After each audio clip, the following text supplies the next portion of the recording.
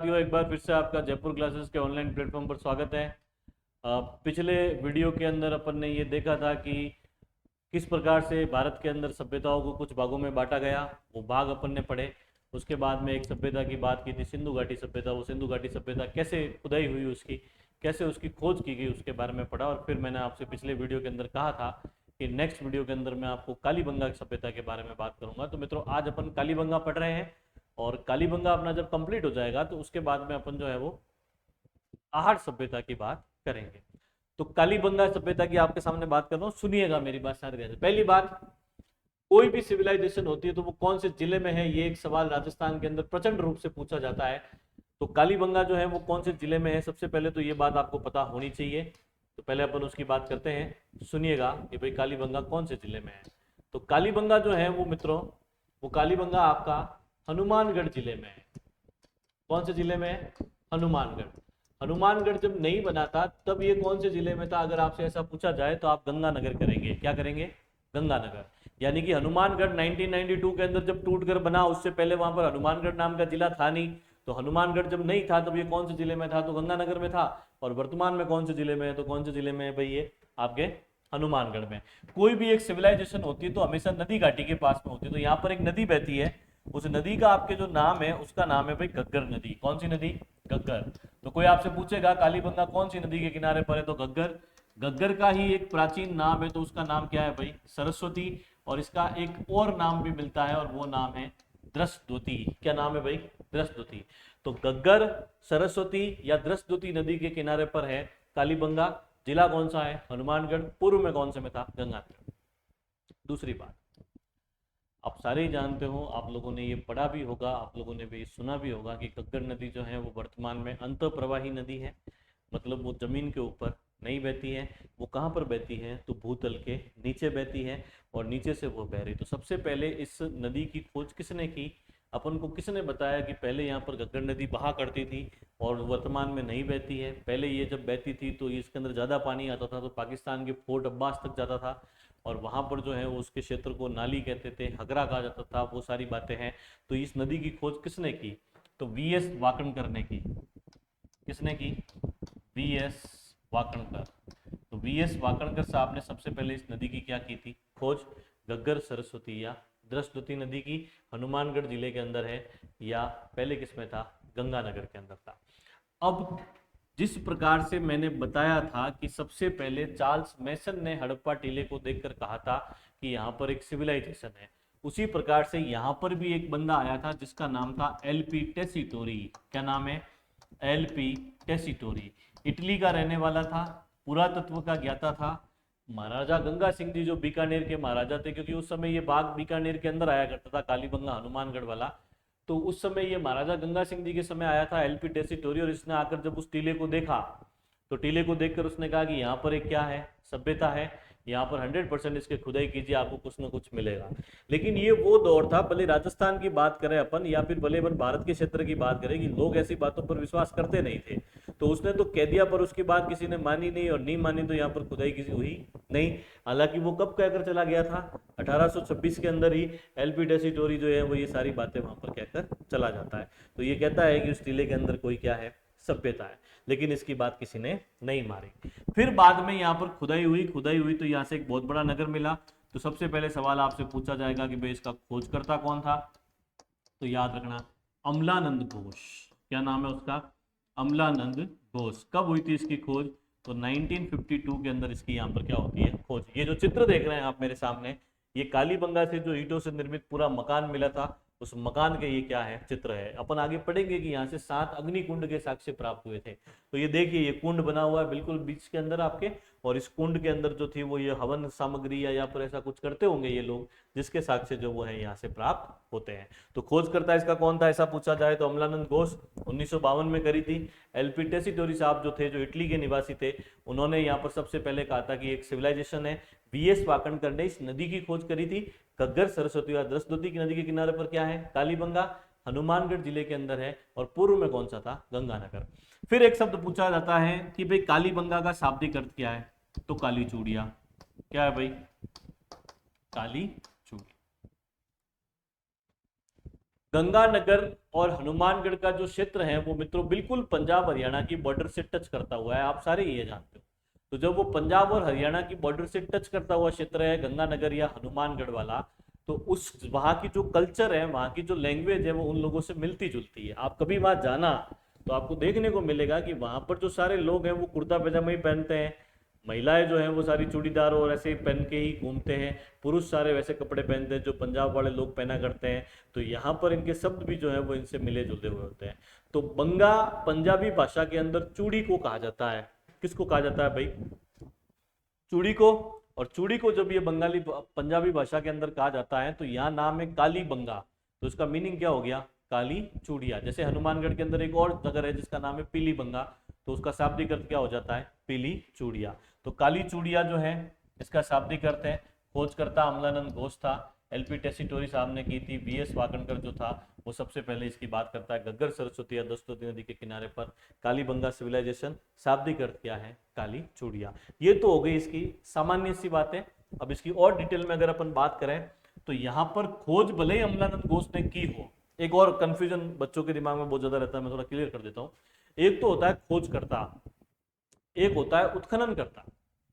तो खोजकर्ता वो व्यक्ति है जिसने कह दिया कि भाई ये यहाँ पर ये जगह है, यहाँ पर एक सभ्यता है, वो कह के चला गया। उत्खनन करता, उत्खनन यार करता यानी जिसने खुदाई की, वहां से खोद खोद के निकाला एक एक चीज को कि यहाँ से ईंटें मिली, यहाँ से अलंकृत फर्श मिला, यहाँ से काष्ठ से निर्मित नालियां मिली, यहाँ से अग्निकुंड मिले, चित्रित बच्चे की खोपड़ी मिली। तो वो जो खुदाई करने वाला व्यक्ति होता है उसको अपन उत्खनन करता कहते हैं। अब खुदाई करने का मतलब ये नहीं है कि आप ट्रैक्टर और जेसीबी लेके गए, फावड़ा लेके गए, खोद खोद के निकाल दिया। एक एक चीज को ध्यान से साफ कर करके निकालनी पड़ती है, इसलिए उसमें समय लगता है। अपन पढ़ते हैं कि यहाँ पर खोज दो लोगों ने की थी, एक का नाम तो है बीबी लाल, बीबी लाल का मतलब होता है ब्रजबासी लाल, और एक का नाम है बी के थापर, और बी के थापर का मतलब है बाल कृष्ण थापर। और 1961 में ये स्टार्ट करते हैं और 69 तक यहाँ पर जो है वो इनके द्वारा क्या की जाती है? खुदाई की जाती है। मतलब आप देखिए लगभग 8 वर्ष लगे, तब जाकर ये जो आप चित्र देख रहे हो इस प्रकार की चीजें यहाँ से प्राप्त होती है। आसानी से एक एक चीज को खोज खोज के निकालना पड़ता है, ऐसा नहीं है कि अपन ने फटाफट खोद दिया तो ये चीजें टूट भी सकती थी। तो यहाँ पर खुदाई करने वाले व्यक्ति को अपन उत्खनन करता कहते हैं। जो दो व्यक्ति हैं बीबी लाल और बी के थापर, 61 से 69 तक की थी। और यहाँ पर खोज करने वाला जो व्यक्ति था उसका नाम था अमलानंद घोष, और अमलानंद घोष ने ये खोज 1952 में की थी। शाब्दिक अर्थ काली चूड़िया होता है। एलपी टेसीटोरी सबसे पहले कहता है नदी की खोज बीएस वाकणकर साहब ने की थी। ये हो गई इसकी सामान्य सी बातें। अब यहां से और क्या बातें हैं, क्या मिला क्या नहीं मिला, मैं उसकी बात आपके सामने करने जा रहा हूं। इसलिए सारे विद्यार्थी इसको मेरी बात को ध्यान से सुनेंगे कि अब यहां से और क्या मेजर इंपॉर्टेंट बातें हैं। तो कालीबंगा की और आगे मैं बात करूं मित्रों, तो कालीबंगा से अपन को कुछ प्रसिद्ध चीजें प्राप्त होती है। एक तो यहां से मिलता है जूता हुआ खेत,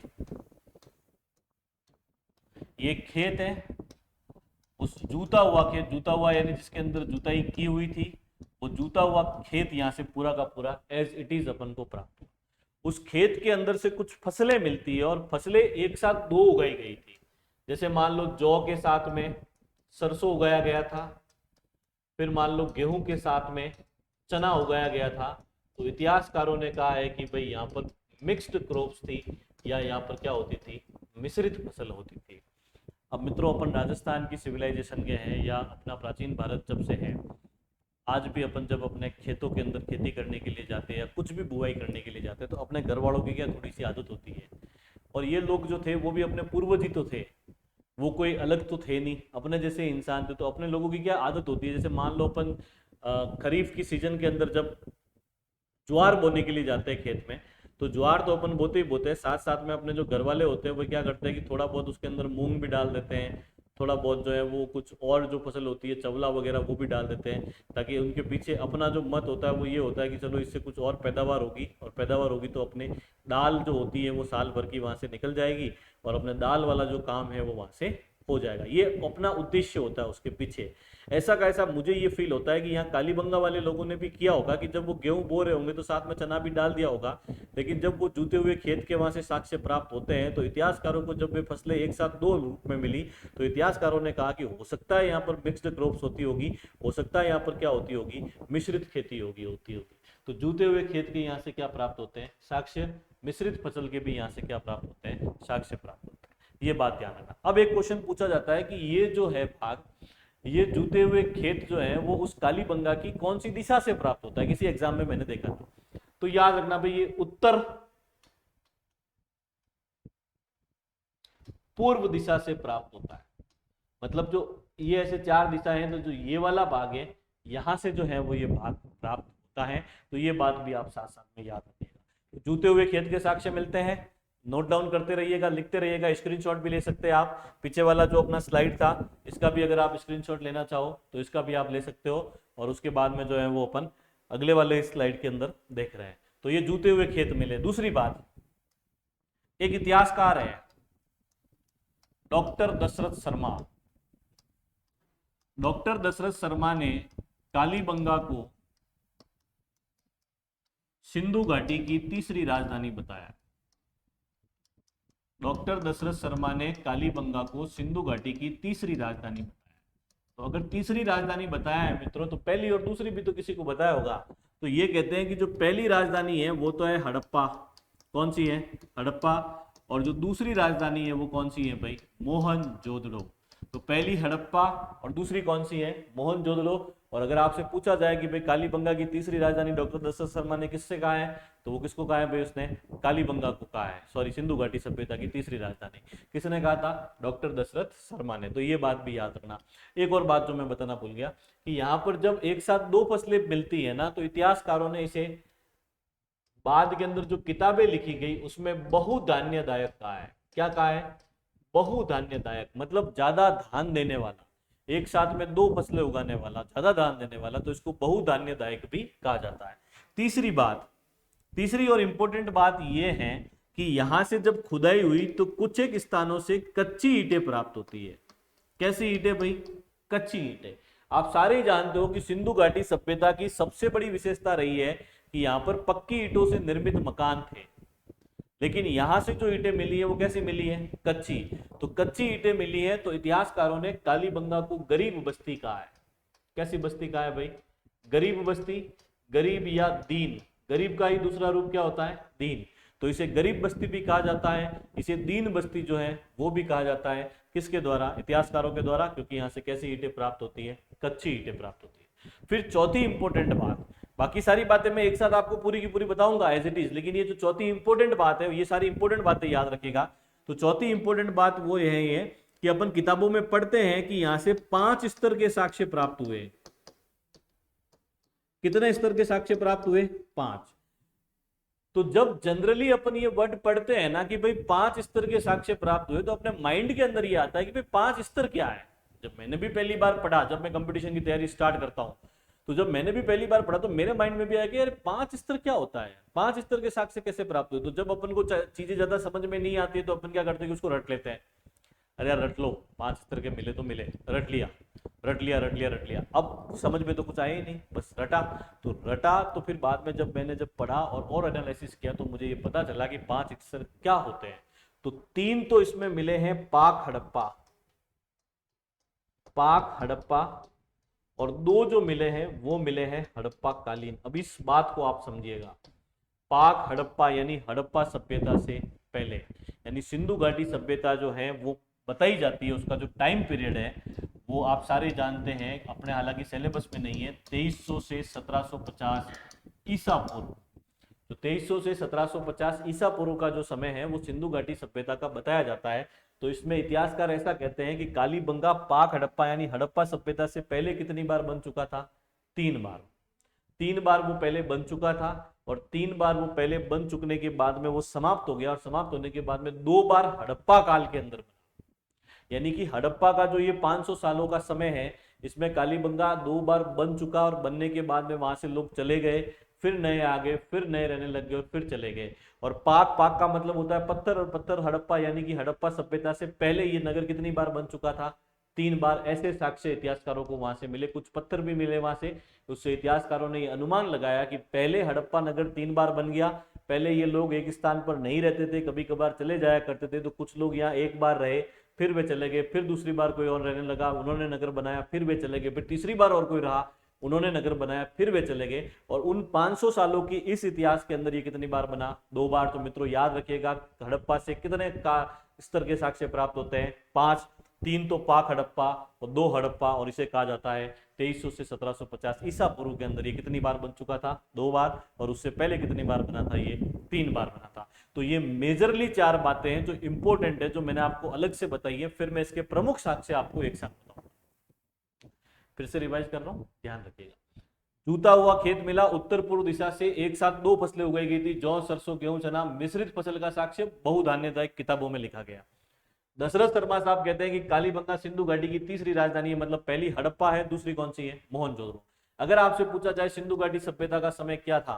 2300 से 1750 ईसा पूर्व। कच्ची ईंटें मिलती है, इसलिए इसको गरीब या दीन बस्ती कहा जाता है। 5 स्तर के साक्ष्य प्राप्त होते हैं, इसलिए इस पे 3 पाक हड़प्पा, यानी हड़प्पा से पहले 3 बार और 2 बार हड़प्पा काल के अंदर ये बन चुकी थी, इसलिए इसको क्या क्या कहा जाता है? हड़प्पा कालीन। अब अगली बात करते हैं, यहां से मेजरली क्या क्या साक्ष्य, 1 1 2 3 4 लाइन से क्या क्या प्राप्त हुए उसकी बात करते हैं। पहला देखो, अग्निकुंड के साक्ष्य मिले। मैं सारे समझाऊंगा आपको, एक बार मैं लिख रहा हूं। हल्की आकृति मिली, अग्निकुंड को आप अग्नि वेदी भी कह सकते हैं। अलंकृत ईंटें या अलंकृत फर्श, लकड़ी से निर्मित नाली, बेलनाकार मुहर,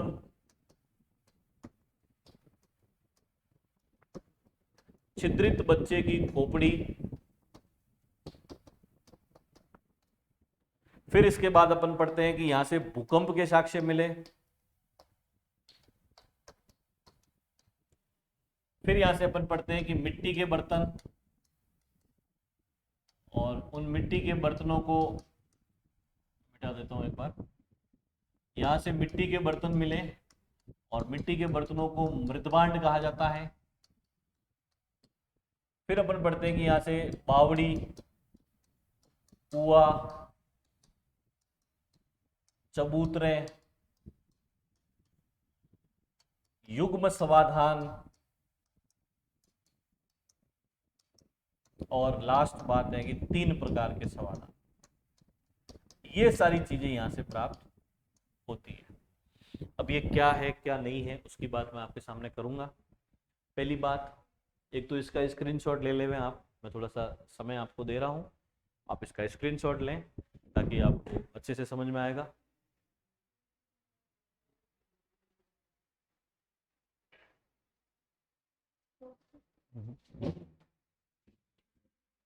स्क्रीनशॉट लेने के बाद में ये जो पिछली वाली स्लाइड है इसको थोड़ा सा देखिए। ये जो चीज यहां पर है, ये वाली,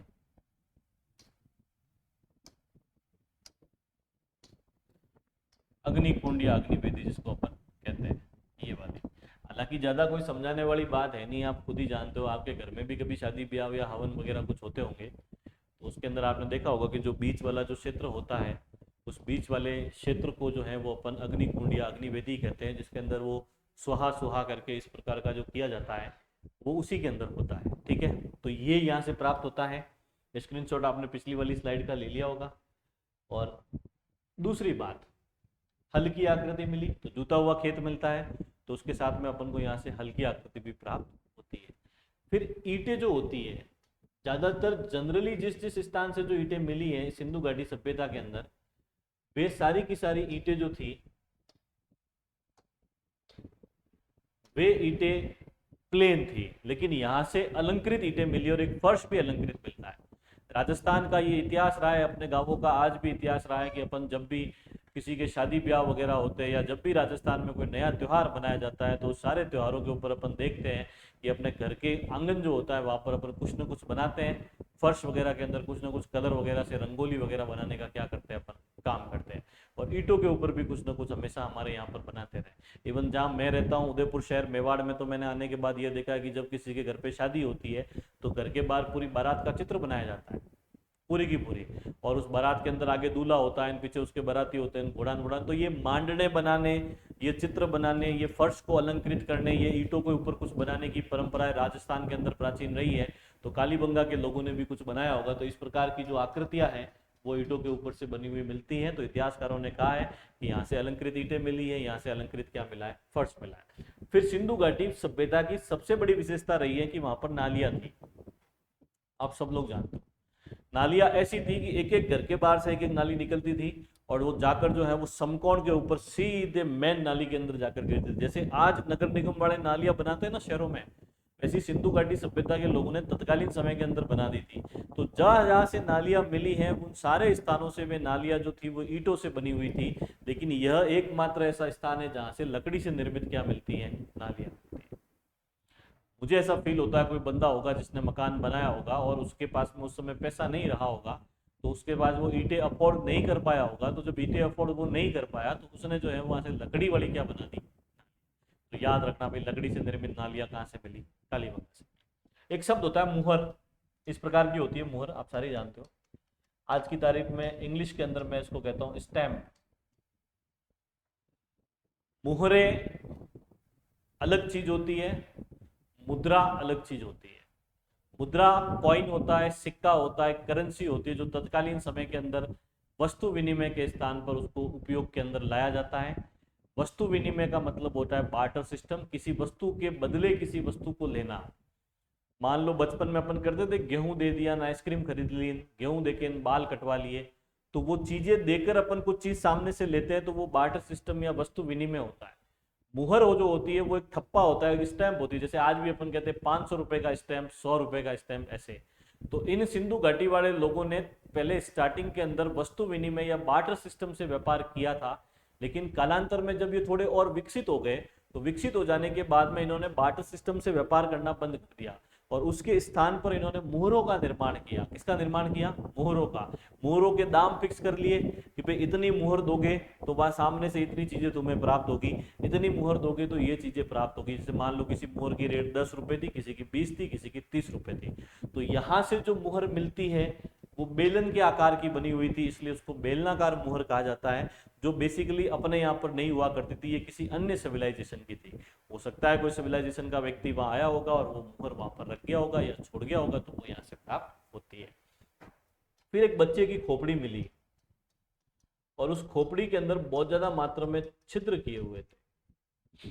इतिहासकार इसे दो चीजों का प्रमाण मानते हैं। पहला तो इतिहासकार ये कहते हैं कि हो सकता है कि यहाँ पर ऑपरेशन होता होगा, या जिसको मैं हिंदी में कहूंगा शल्य चिकित्सा। दूसरा इतिहासकार ये कहते हैं कि मे बी पॉसिबल यहाँ पर कोई तांत्रिक विद्या होती होगी। आपने जितने भी सीरियल्स के अंदर या कभी भी कोई तंत्र मंत्र करने वाले लोग देखे होंगे तो वो देखे होंगे कि हाथ में खोपड़ी होती है, फिर उसके अंदर ऐसे छुहा छुहा वो जो है अपने हिसाब से करते रहते हैं। तो इतिहासकार दो चीजें बताते हैं कि पहली तो यहाँ पर कोई तांत्रिक विद्या होती होगी, दूसरा ये बताते हैं कि यहाँ पर ऑपरेशन होता होगा। फिर एक दीवार मिलती है और उस दीवार के अंदर दरार आई हुई थी, इसलिए इतिहासकारों ने उसे भूकंप के साक्ष्य माना है। किसके साक्ष्य माना है? भूकंप के साक्ष्य। तो याद रखिएगा भूकंप के साक्ष्य कहाँ से प्राप्त होते हैं? कालीबंगा से होते हैं।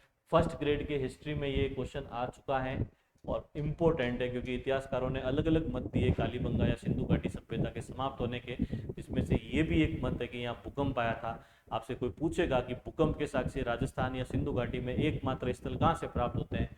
कालीबंगा से प्राप्त होते हैं। तो ये सारी बातें कहाँ से प्राप्त होती है? कालीबंगा से। अगला है मिट्टी के बर्तन। सिंपल सा कॉन्सेप्ट है भाई, जब धातुएं नहीं होती थी, धातुएं छोड़ो सर, अभी की बात करूं, आज से 30 साल पहले भी राजस्थान के गांवों के अंदर आप जाना कभी भी, आपके खुद के घर में देखना मिट्टी के बर्तन इस्तेमाल होते थे। ये तो अब दौर आया है जब स्टेनलेस स्टील की थालियां, प्लास्टिक वाली थालियां आने लगी है।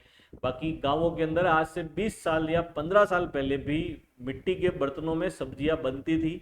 मिट्टी के तवों पर आज भी बाजरे और रोटी, मक्के की रोटियां गांवों के अंदर बनती हैं और अपन उसी सिविलाइजेशन से आए हैं।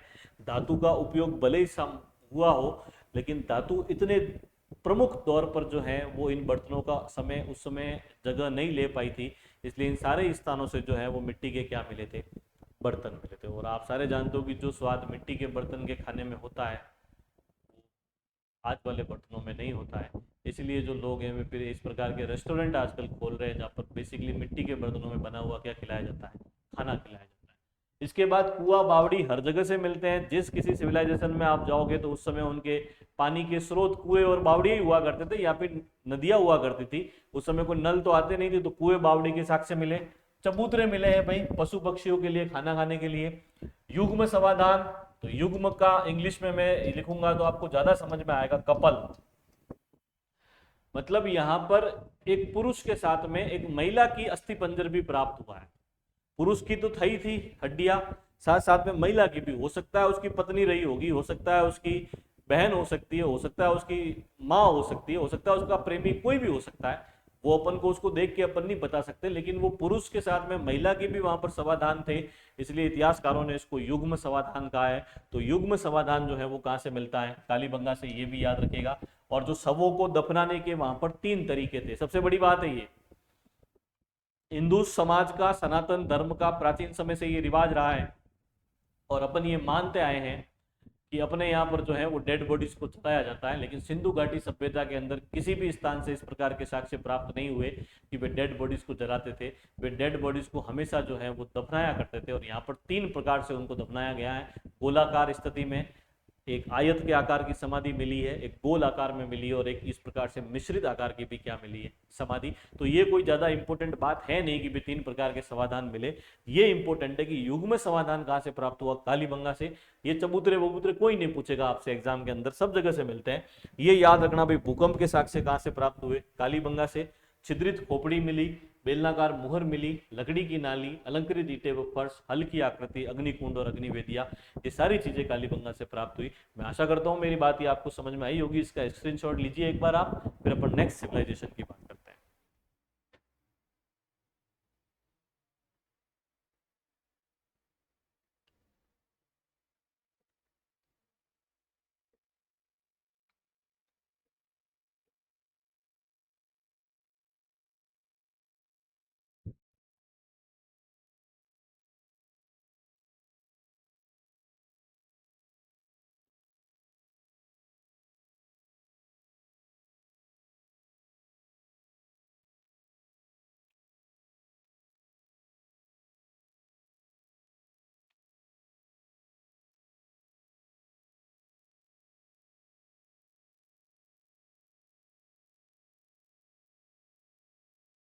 तो आपने ले लिया होगा मित्रों स्क्रीनशॉट। अब अपन कालीबंगा से संबंधित ही एक छोटा सा स्थल है, मैं उसकी बात करता हूं, फिर अपन नेक्स्ट आहाड़ वाली सिविलाइजेशन पढ़ेंगे।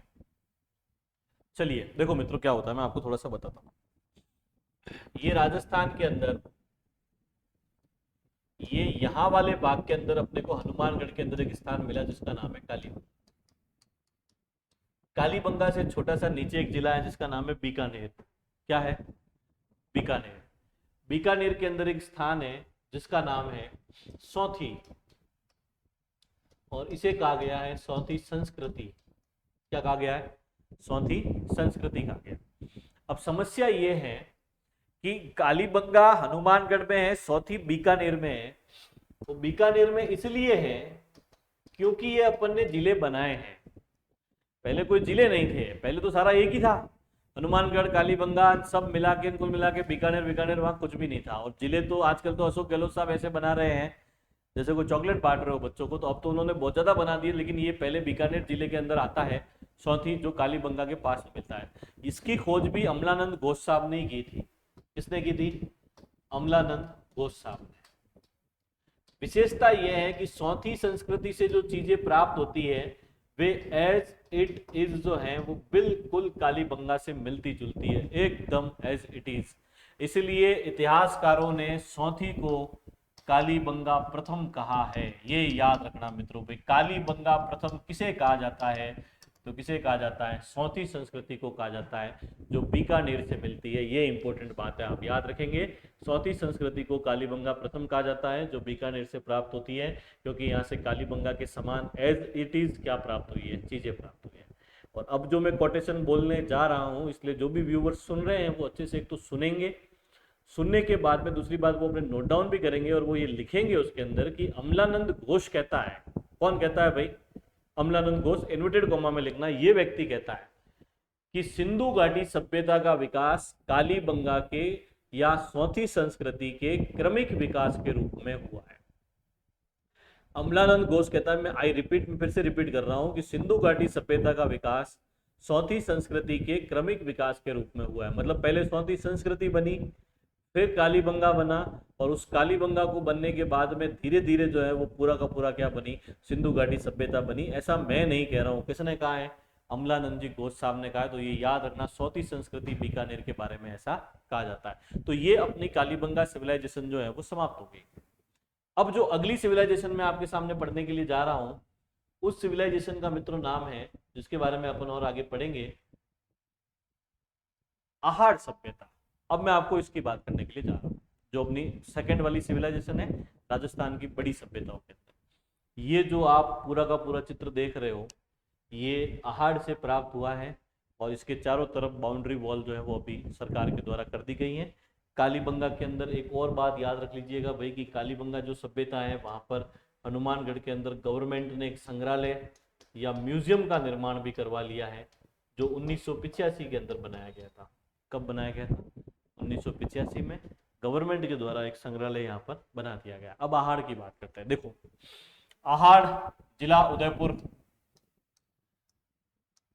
मैं जहां आज खड़ा हूं या जहां से मैं ये रिकॉर्डिंग करा रहा हूं, उस जगह से मात्र मेरे हिसाब से कोई 2 किलोमीटर की दूरी पर ये सिविलाइजेशन होगी। और जब भी मैं यहाँ से क्लास खत्म करके वापस जब मैं अपने घर पे जाऊँगा, तो मैं रोज़ आता हूँ, रोज़ जाता हूँ, तो मुझे वो रास्ते में रोज़ सिविलाइजेशन नज़र आती है। वहाँ जाता हूँ मैं, और आज भी वहाँ एक बोर्ड लगा हुआ है कि सिविलाइजेशन के बाहर ही कि 4000 वर्ष प्राचीन आहाड़ सभ्यता के अवशेष, यानी 4000 साल पहले की जो आहाड़ सभ्यता थी उसके जो अवशेष हैं वो वहाँ से प्राप्त हुए थे। तो आहाड़ जिला उदयपुर, और हर सिविलाइजेशन एक नदी के पास में होती है। तो यहाँ एक नदी बहती है जिसका नाम है बेड़च, और आम भाषा में उदयपुर के लोग इसको कहते हैं आयड़। तो बेड़च या आयड़ नदी के किनारे पर यह सिविलाइजेशन हुई थी। इस सिविलाइजेशन की खोज जो है अक्षय कीर्ति व्यास साहब ने की थी। किसने की थी भाई, अक्षय कीर्ति व्यास। सिंपल सा है कि भाई कालीबंगा की खोज 52 में हुई थी, इसकी खोज 1953 में हुई थी। खोज यहाँ पर दो लोगों, सॉरी, उत्खनन जहां जैसे वहां 2 लोगों ने किया था, यहाँ पर भी 2 लोगों ने किया। एक तो किया है आरसी अग्रवाल साहब ने, और एक किया है एचडी साकलिया साहब ने। हसमुख धीरज साकलिया और रतन चंद्र अग्रवाल साहब ने यहाँ पर क्या की है, उत्खनन किया है। अक्षय कीर्ति व्यास ने 1953 के अंदर इसकी खोज की थी। बेड़च या आयड़ नदी के किनारे पर है आहाड़ सभ्यता, उदयपुर के अंदर। अब मैं जो अगली बात बताने जा रहा हूँ मित्रों, हालांकि बच्चे सारे रटते हैं कि बनासियन बुल मिला, बनासियन बुल मिला, बनासियन बुल मिला। मैं जो आपको बताने जा रहा हूँ कि इस चीज़ का कॉन्सेप्ट क्या है, वो आप अच्छे से मेरी बात सुनिएगा, आपको समझ में आएगा। तो ये बात हो गई, ये आप लिख लीजिएगा, नोट डाउन कर लीजिएगा। अगली बात सुनिए, एक नदी है, उस नदी का नाम है बनास। बनास नदी के किनारे से 3 सिविलाइजेशन प्राप्त होती है। एक तो आहाड़, आहाड़ यानी ये बेड़च नदी के किनारे पर है, पर बेड़च किसकी सहायक है, बनास की। दूसरी एक बालाथल जो उदयपुर के वल्लभ नगर में है, वल्लभ नगर उदयपुर, और एक गिलुंड जो वर्तमान राजसमंद में है। और ये तीनों ही सिविलाइजेशन के राजस्थान के जो स्थान है वो बनास नदी के किनारे पर प्राप्त होते हैं। यानी कि सिंपल सा कॉन्सेप्ट है कि इनका सिंधु घाटी से कोई भी लेना देना नहीं। बच्चों के मन की एक बड़ी धारणा होती है कि सभ्यता का नाम जब भी भारत के अंदर लिया जाता है तो भी यही सोचते हैं कि सभ्यता अपने यहाँ एक ही हुई है, सिंधु घाटी, बाकी जय हिंद जय भारत है, ऐसा कुछ नहीं है। तो यहाँ पर ये जो सिविलाइजेशन है ये बनास नदी के किनारे से प्राप्त होती है, इसलिए इसको कहा जाता है बनास संस्कृति। और ये 4000 साल पहले की। और मैंने मेरी पिछली वाली स्लाइड के अंदर आपसे कहा भी था कि सिंधु घाटी तो 2300 में बनी और 1750 में क्या हो गई, समाप्त। और ये 4000 साल पहले की है, यानी कि ये सिंधु घाटी सभ्यता से भी पहले की क्या है, सिविलाइजेशन है। तो ये बात भी थोड़ी सी आप क्या रखिएगा, ध्यान रखिएगा कि ये उससे पहले की क्या है, सिविलाइजेशन है। और बनास संस्कृति इसको कहा जाता है। तो इन तीनों ही स्थानों से मिट्टी के खिलौने मिलते हैं। हो सकता है यहाँ के लोग मिट्टी बेचने का काम करते होंगे, तो मिट्टी के खिलौने यहाँ से प्राप्त हुए तीनों ही स्थानों से, जिसमें से अपने आहाड़ वाले स्थान से मिलता है मिट्टी का बैल। क्या मिलता है भाई, मिट्टी का एक बैल मिलता है। चूंकि ये मिट्टी का बैल था इसलिए इतिहासकारों ने बनास संस्कृति के केंद्र से मिला, इसलिए इसको कहा है बनासियन बुल। क्या कहा है, बनासियन बुल। तो अपन पढ़ते आए हैं कि भाई बनासियन बुल की आकृति कहां से प्राप्त हुई थी, आहाड़ से प्राप्त हुई थी। तो याद रखना, इसको बनासियन बुल इसलिए कहा जाता है क्योंकि ये बनास संस्कृति का केंद्र है। और ये बनास संस्कृति का केंद्र है, इसलिए यहाँ तीनों ही स्थानों से मिट्टी के खिलौने मिलते हैं और यहाँ से क्या मिलता है, मिट्टी का बैल। तो याद रखना, आहट से मिट्टी का बैल मिला और इतिहासकारों ने इसको क्या कहा है, बनासियन बुल कहा है। समझ में आ गई बात, पक्की बात है। अब अपन आगे की बात करते हैं। आहट सिविलाइजेशन से मित्रों जो सवाल एग्जाम में पूछा जाता है, जहां तक मेरा एक्सपीरियंस है, ज्यादातर इसके अन्य नामों से पूछा जाता है। अन्य नाम क्या थे ये वो पूछता है, 100% यहाँ से पूछता है। ताम्रवती नगरी किसको कहते हैं, ताम्र पाषाणकालीन किसको कहते हैं, ये किसको कहते हैं, वो किसको कहते हैं, ऐसे। तो कुछ इसके अन्य नाम हैं जो आप अच्छे से याद करेंगे, सवाल यहाँ से पूछा जा सकता है। पहला, तांबे की वस्तुएं मिली, इसलिए इसको कहा जाता है ताम्रवती नगरी। अब तांबा मिला है तो आपको समझ जाना चाहिए कि भाई सिंधु घाटी को अपन ने कांस्य युगीन माना है। कांस्य युगीन अपन ने अगर सिंधु घाटी को माना है तो उससे पहले तांबा हुआ था, तो सिंपल सी बात है कि ये सिंधु घाटी से पहले की सिविलाइजेशन है। ताम्रवती नगरी के साथ साथ में जो पुरानी किताबें यहाँ पर लिखी गई है उसमें इसको आगाटपुर कहा गया है। क्या कहा गया है, आगाटपुर, यानी आहट का ही प्राचीन नाम क्या था, आगाटपुर था। फिर इसके स्थानीय लोग जो हैं वो इसको धूलकोट कहते हैं। क्या कहते हैं, धूलकोट। तो याद रखना भाई, धूलकोट संस्कृति भी इसी को कहते हैं। और अंतिम और इंपॉर्टेंट बात, इसी स्थान को कहा जाता है ताम्र पाषाण कालीन। क्या कहा जाता है, ताम्र पाषाण कालीन, क्योंकि यहाँ से पत्थर के अवशेष भी प्राप्त हुए और तांबे के भी हुए। तो जो पत्थर से प्राप्त हुए तो वो पाषाण काल की बात है, उसके बाद तांबा बनाया था तो वो कौन से काल की हो गई, ताम्र काल की। यानी जब ये सिविलाइजेशन बनी तब मानव पत्थर का इस्तेमाल करता था और कालांतर में जब उसने तांबा धातु का उपयोग करना सीख लिया तो उसने तांबे का उपयोग करना स्टार्ट कर दिया। इसलिए इस सिविलाइजेशन को क्या कहा जाता है, ताम्र पाषाण कालीन सिविलाइजेशन कहा जाता है। मैं आशा करता हूँ कि ये चारों नाम आपको अच्छे से समझ में आए होंगे। आगाटपुर इसी का प्राचीन नाम है, धूलकोट स्थानीय लोग कहते हैं, तांबे की भी मिली और पाषाण की भी मिली, इसलिए इसको ताम्र पाषाण कालीन कहा गया और ताम्रवती नगरी के नाम से इसको जाना जाता है। अब यहाँ से क्या मिला, क्या नहीं मिला, क्या क्या इंपॉर्टेंट बातें हैं उसकी बात। पहली चीज, यहां से एक बड़ा सा कमरा मिला जिसके एक कोने के अंदर 5-7 एक चूल्हे बने हुए। दूसरी चीज, यहां से इस प्रकार के 2 बड़े बड़े मिट्टी के बर्तन मिले जिन्हें ये लोग कोठे या गोरे कहते थे और इनमें अनाज भरा हुआ। तीसरी चीज, यहाँ पे जो डेड बॉडीज मिली हैं तो कपल वाली तो अपने को कहाँ से मिली है भाई, कालीबंगा से। यहाँ पर उसके साथ में गहने भी दफनाए गए। ये 3 मेजर इंपॉर्टेंट बातें पहले कर लेता हूँ मैं, बाकी वाली बाद में करूँ। तो जब एक रूम के अंदर 5 चूल्हे एक साथ मिले तो इतिहासकारों ने कहा कि 2 चीजें हो सकती है। पहली तो ये हो सकती है कि यहाँ पर संयुक्त परिवार होगा, इंग्लिश में कहते हैं अपन जॉइंट फैमिली। और दूसरी चीज ये यहाँ पर हो सकती है कि संयुक्त परिवार के साथ साथ में कोई सामूहिक भोज भी होता होगा यहाँ। और हो सकता है, देखो मैं आपको बताता हूँ कैसे। भाई एक परिवार के अंदर 25 लोग हैं, 25 में से 10 महिलाएं हैं, 10 महिलाएं हैं और 25 लोगों के उस खाना बनाना है तो एक चूल्हे पर आप बनाओगे तो आपको 2-3 घंटे लग सकते हैं। लेकिन उस 10 महिलाओं ने फटाफट फटाफट बना लिया तो 5 चूल्हे के ऊपर आप उसी खाने को 1 घंटे में भी बना सकते हो। तो जॉइंट फैमिली हो सकती है। सामूहिक भोज, भाई अपने गांवों के अंदर, हर एक समाज के अंदर, हर एक शहर के अंदर एक सामुदायिक भवन होता है जिसको न्याती नौरे के नाम से भी अपन जानते हैं। और न्याती नौरे के अंदर जब भी अपने साल में एक आध बार वहाँ पर खाने का आयोजन होता है तो किचन वहाँ बना हुआ होता है, बहुत सारे चूल्हे भी बने हुए होते हैं। तो इतिहासकार कहते हैं कि हो सकता है इनके कोई वहाँ किचन होगा या बड़ा सा न्याती न्योरा होगा जहाँ एक साल के अंदर ये जडूलिए का या शादी ब्याह का कोई छोटा मोटा प्रोग्राम पर करते होंगे। तो 2 चीज़ें यहाँ से मिलती हैं इस एक कमरे से 5-4 चूल्हे मिलने के कारण, ये आप अच्छे से याद रखेंगे। दूसरी बात, 2 बड़े बड़े मिट्टी के बर्तन मिले, आज भी उस म्यूजियम में पड़े, जिसे कोठे या गोरे कहते हैं, जिसमें अनाज भरा हुआ था।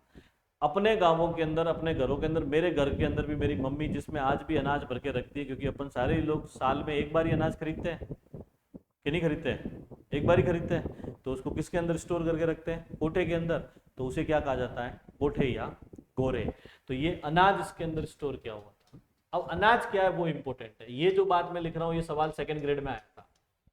अनाज मिला है सब चावल, ये इंपॉर्टेंट है। राजस्थान का वह सभ्यता, वह स्थल जहां से चावल के साक्ष्य प्राप्त, क्योंकि राजस्थान हमेशा से ही चावल का बोना, चावल उगाना नहीं करता है, क्योंकि चावल के लिए आप सारे ही जानते हो कि एनी टाइम उसके अंदर पानी भरा हुआ होना चाहिए, और अपने यहाँ पर इतनी बारिश पानी होता नहीं। तो यहाँ से चावल कैसे प्राप्त हो?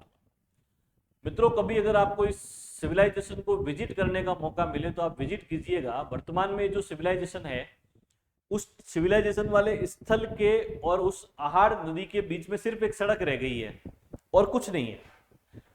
अब हालांकि वो नदी आजकल बारहमासी नहीं बहती है, वो नदी आजकल एक बहुत कम लेवल पर हो गई है, क्योंकि आजकल सारी नदियां बहुत छोड़ के, बड़ी बड़ी को छोड़ के सारी बहती नहीं है। तो वो जो नदी है वो बारहमासी नहीं है, लेकिन उसके और उस सभ्यता स्थल के बीच में सिर्फ एक रोड है। तो रोड तो अभी अपन ने बनाई है, जब अपन इतने विकसित हो गए। ये सिविलाइजेशन तो 4000 साल पहले की है, तो उस समय तो कोई रोडें थी नहीं होगी, और नदी 12 महीने बहती होगी, और जब 12 महीने बहती होगी तो वो एकदम उस सभ्यता स्थल के पास में होगी। पास में होगी तो सिंपल सा कॉन्सेप्ट है कि वहां पानी भरा हुआ रहता होगा, और जब वहां पानी भरा हुआ रहता होगा तो वहां से क्या होता होगा? चावल होता होगा। तो याद रखना, राजस्थान का वह सभ्यता स्थल जहां से चावल प्राप्त होता है। 2 बड़े मिट्टी के बर्तन, कोठे और गोरे। अनाज संग्रहण प्रणाली भी आप इसको कह सकते हैं, क्योंकि ये अनाज को स्टोर करके रखते थे। एक कमरे से 4-5 चूल्हे मिले तो संयुक्त परिवार या सामूहिक भोज। तीसरा है साहब, शवों के साथ में आभूषणों को दफनाया गया।